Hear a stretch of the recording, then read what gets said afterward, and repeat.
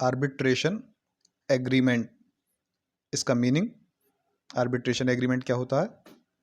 Agreement by parties to submit disputes to arbitration. Simple language में, मान लो दो parties हैं, ये दोनों अगर एग्रीमेंट कर लें कि हमारे बीच में अगर कोई डिस्प्यूट होता है तो हम उस डिस्प्यूट को आर्बिट्रेशन के थ्रू रिजॉल्व करेंगे, तो ऐसे एग्रीमेंट को हम आर्बिट्रेशन एग्रीमेंट कहते हैं। अगर कोई दो पार्टीज ऐसा एग्रीमेंट करें कि हमारे बीच में जो भी डिस्प्यूट होगा हम आर्बिट्रेशन के थ्रू उस डिस्प्यूट को रिजॉल्व करेंगे, कोर्ट वगैरह नहीं जाएंगे, तो उस एग्रीमेंट को आर्बिट्रेशन एग्रीमेंट कहा जाता है। Agreement by parties to submit disputes to arbitration. किस किस तरह के disputes? Disputes which have already arisen और मे अराइज बिटवीन देम। या तो प्रेजेंट में ही कोई डिस्प्यूट चल रहा हो, दोनों के बीच में कोई विवाद हो गया हो, वह दोनों डिसाइड करें कि हम इस विवाद को आर्बिट्रेशन के थ्रू रिजॉल्व करेंगे। या फिर कोई फ्यूचर के डिस्प्यूट के लिए, मान लो वो अभी से डिसाइड कर लें कि हमारे फ्यूचर में अगर कोई डिस्प्यूट, हमारे बीच में कोई विवाद होता है तो हम उस डिस्प्यूट को आर्बिट्रेशन के थ्रू रिजॉल्व करेंगे। तो प्रेजेंट का डिस्प्यूट भी इन्वॉल्व होता है, इंक्लूड होता है, और फ्यूचर का डिस्प्यूट भी। ऑल और सर्टेन डिस्प्यूट्स, या फिर वह देख लें कि हमारे बीच में जितने भी डिस्प्यूट्स होंगे सभी के सभी ऑल डिस्प्यूट्स जो हैं हम आर्बिट्रेशन के थ्रू रिजॉल्व करेंगे। या फिर मान लो कुछ डिस्प्यूट्स हैं, वह डिसाइड करें केवल ये डिस्प्यूट्स हम आर्बिट्रेशन के थ्रू रिजॉल्व करेंगे, बाकी डिस्प्यूट्स जो होंगे, बाकी कोई सब्जेक्ट मैटर से रिलेटेड डिस्प्यूट होंगे, हम उनको कोर्ट के थ्रू रिजॉल्व करेंगे। तो या तो सभी डिस्प्यूट्स को या फिर कुछ सर्टेन डिस्प्यूट्स को वह आर्बिट्रेशन एग्रीमेंट में डाल सकते हैं, उनके ऊपर एग्री हो सकते हैं कि इन डिस्प्यूट्स को हम आर्बिट्रेशन के थ्रू रिजॉल्व करेंगे। Disputes in respect of a defined legal relationship, contractual और नॉट। कोई उनके बीच में डिफाइंड लीगल रिलेशनशिप होगी, मान लो दोनों बिजनेस पार्टनर्स हैं, दो कंपनीज हैं, वो आपस में किसी तरह का बिजनेस वगैरह कर रही हैं, तो वह कहती हैं कि इस बिजनेस से रिलेटेड जो भी डिस्प्यूट्स होंगे केवल उन्हीं को हम, या फिर इन ट्रांजैक्शन जो हमारे बीच में हुए इनसे रिलेटेड कोई डिस्प्यूट्स होगा उनको हम आर्बिट्रेशन के थ्रू रिजॉल्व करेंगे। तो किस किस तरह के डिस्प्यूट्स? जो प्रेजेंट में डिस्प्यूट हो चुका है या फिर कोई फ्यूचर का डिस्प्यूट, उसके लिए एग्रीमेंट करने के हम आर्बिट्रेशन के थ्रू रिजॉल्व करेंगे। या तो सारे ही डिस्प्यूट्स उनके बीच में हुए हों उनके लिए आर्बिट्रेशन, या फिर कुछ सेलेक्ट कर लें कि केवल इन्हीं डिस्प्यूट्स को हम आर्बिट्रेशन के थ्रू रिजॉल्व करेंगे। और ये डिस्प्यूट्स जो होनी चाहिए उनके उनके बारे में लिखा हो, किसके रिलेटेड हो। मान लो दो पार्टीज हैं, वह कोई बिजनेस वगैरह करती हों, वह करेंगे इस बिजनेस से रिलेटेड जो भी डिस्प्यूट्स होंगे उनको ही हम आर्बिट्रेशन के थ्रू रिजॉल्व करेंगे। तो ये हो गया आपका arbitration agreement. There should be an arbitration agreement between the parties if the parties want to refer their dispute to arbitration. Without arbitration agreement, the dispute cannot be referred to arbitration. अगर parties को arbitration का सहारा लेना है disputes को resolve करने के लिए, तो उससे पहले आर्बिट्रेशन एग्रीमेंट करना ज़रूरी है। अगर आर्बिट्रेशन एग्रीमेंट नहीं किया उन्होंने, आर्बिट्रेशन एग्रीमेंट नहीं किया, तो वह आर्बिट्रेशन का सहारा नहीं ले सकते। आर्बिट्रेशन की प्रोसीडिंग्स वगैरह करने के लिए पहले आर्बिट्रेशन एग्रीमेंट होना चाहिए दोनों पार्टीज के बीच में। इसकी एब्सेंस में, आर्बिट्रेशन एग्रीमेंट की एब्सेंस में आर्बिट्रेशन नहीं किया जा सकता। ये एसेंशियल है इसके लिए। अब आर्बिट्रेशन एग्रीमेंट के क्या क्या एसेंशियल्स हैं? इसका कोई पर्टिकुलर फॉर्म नहीं है, कि कोई फॉर्मेट नहीं है कि भाई इसी फॉर्मेट में हो, ये सारी चीज़ें हो, ऐसा कुछ नहीं है। कोई पर्टिकुलर फॉर्मेट नहीं है। ये राइटिंग में होना चाहिए, लिखित में होना चाहिए आर्बिट्रेशन एग्रीमेंट। ओरली नहीं होना चाहिए, मुँह ज़बानी नहीं होना चाहिए। नॉट ओरल और verbal. Modern modes of communication जैसे कि टेलेक्स वगैरह, ईमेल, लेटर्स, ये एक्सेप्टेड हैं। यह साइंड होना चाहिए, पार्टीज़ के इस पे साइन होनी चाहिए कि हम एग्रीमेंट करते हैं जो भी डिस्प्यूट होगा वह आर्बिट्रेशन के थ्रू हम रिजॉल्व करेंगे, हम ये एग्रीमेंट करते हैं। ये साइन, दोनों के साइन वगैरह होने चाहिए। बट नॉट ऑलवेज, कुछ केसेस ऐसे हो जाते हैं, कंडीशंस ऐसी हो जाती हैं जहाँ पे ये साइन की ज़रूरत नहीं होती। It may be as a separate agreement और as a clause in contract. या तो आर्बिट्रेशन एग्रीमेंट एक सेपरेट पूरा एग्रीमेंट बनेगा कि ये आर्बिट्रेशन एग्रीमेंट है, और उसमें सारी कंडीशंस वगैरह लिख दी जाएंगी कि ये डिस्प्यूट्स हम इनके आर्बिट्रेशन के थ्रू रिजॉल्व करेंगे, ये सब कुछ ठीक है, साइन वगैरह कर देंगे। या फिर यह किसी कॉन्ट्रैक्ट का भी पार्ट हो सकता है।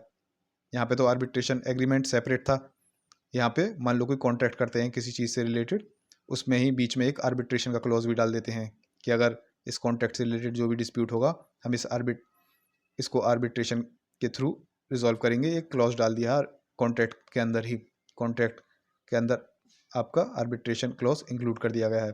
तो दोनों ही कंडीशन में कर सकते हैं, या तो सेपरेट एक एग्रीमेंट बना लें या फिर कॉन्ट्रैक्ट का एग्रीमेंट हो उसी के अंदर इसको आर्बिट्रेशन क्लॉज को डाल दें।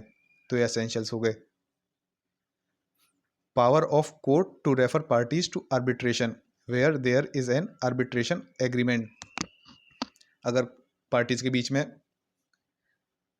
आर्बिट्रेशन एग्रीमेंट हो चुका है कि इस चीज़ से रिलेटेड डिस्प्यूट अगर होगा कोई भी, तो हम उसको आर्बिट्रेशन के थ्रू रिजॉल्व करेंगे।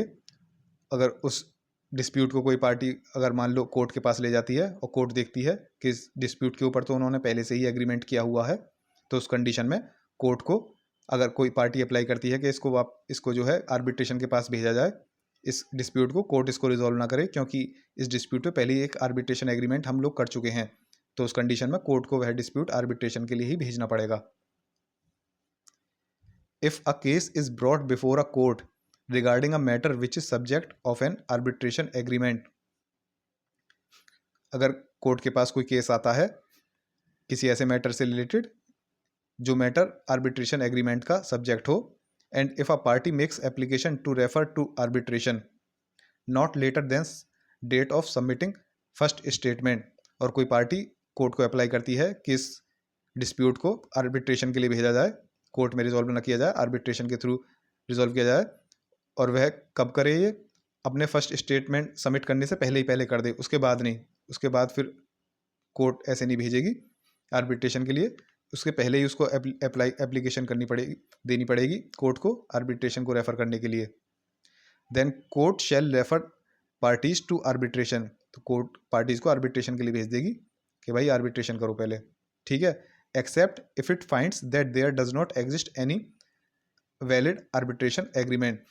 एक एक्सेप्शन है कि कोर्ट को पता लगता है कि वह आर्बिट्रेशन एग्रीमेंट जो है वैलिड नहीं है, उस कंडीशन में वह आर्बिट्रेशन के लिए नहीं भेजेगी।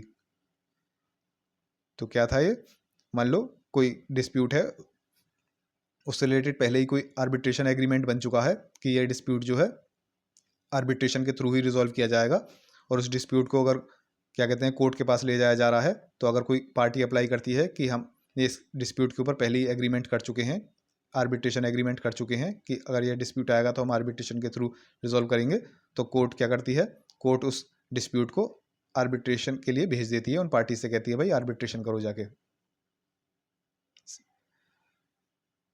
तो क्या क्या था इसमें आर्बिट्रेशन एग्रीमेंट में, एग्रीमेंट पहले इसका meaning, agreement by parties to submit dispute to arbitration. Parties के बीच में एग्रीमेंट हो जाता है कि हमारे बीच जो भी डिस्प्यूट होगा हम आर्बिट्रेशन के थ्रू उसको रिजॉल्व करेंगे। किस किस तरह के डिस्प्यूट, जो प्रेजेंट में कोई डिस्प्यूट चल रहा हो उसके लिए भी आर्बिट्रेशन, या फिर वो पहले ही डिसाइड कर लें अगर हमारे बीच में फ्यूचर में भी कोई डिस्प्यूट होता है उसको भी हम आर्बिट्रेशन के थ्रू रिजॉल्व करेंगे, या और कैसे कैसे, और मान लो वह ये डिसाइड कर लें कि हम सारे के सारे ही डिस्प्यूट आर्बिट्रेशन के थ्रू रिजॉल्व करेंगे, या फिर वो ये भी डिसाइड कर सकते हैं हम कुछ सर्टेन डिस्प्यूट्स को ही आर्बिट्रेशन के थ्रू रिजॉल्व करेंगे, बाकी के लिए हम कोर्ट्स के पास जाएंगे। और यह किससे रिलेटेड होनी चाहिए, जो डिफाइंड लीगल रिलेशनशिप, मान लो दोनों बिजनेस कर रहे हैं तो वह डिसाइड कर लें कि इस बिजनेस से रिलेटेड जो भी डिस्प्यूट्स होंगे हम उसको आर्बिट्रेशन के थ्रू रिजॉल्व करेंगे। आर्बिट्रेशन से पहले आर्बिट्रेशन एग्रीमेंट का होना जरूरी है, बिना आर्बिट्रेशन एग्रीमेंट के आर्बिट्रेशन नहीं होगा।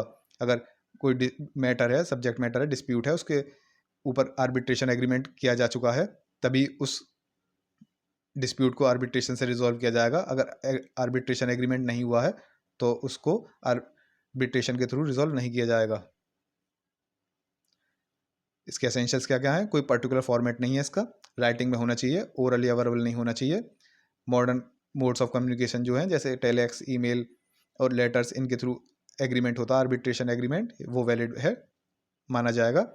साइंड होना चाहिए, दोनों पार्टीज के साइन होने चाहिए, कुछ कंडीशंस में साइन जरूरी नहीं है। ये या तो सेपरेट एग्रीमेंट होगा आर्बिट्रेशन एग्रीमेंट का, आर्बिट्रेशन एग्रीमेंट, या फिर मान लो कोई कॉन्ट्रैक्ट है, कॉन्ट्रैक्ट के बीच में एक क्लॉज डाल दिया है आर्बिट्रेशन एग्रीमेंट का, तो ऐसा भी हो सकता है। एक या तो इसका अपना एक सेपरेट एग्रीमेंट हो, या फिर किसी कॉन्ट्रैक्ट के अंदर ही ये क्लॉज के फॉर्म में भी हो सकता है। ये हो गए इसके एसेंशियल्स।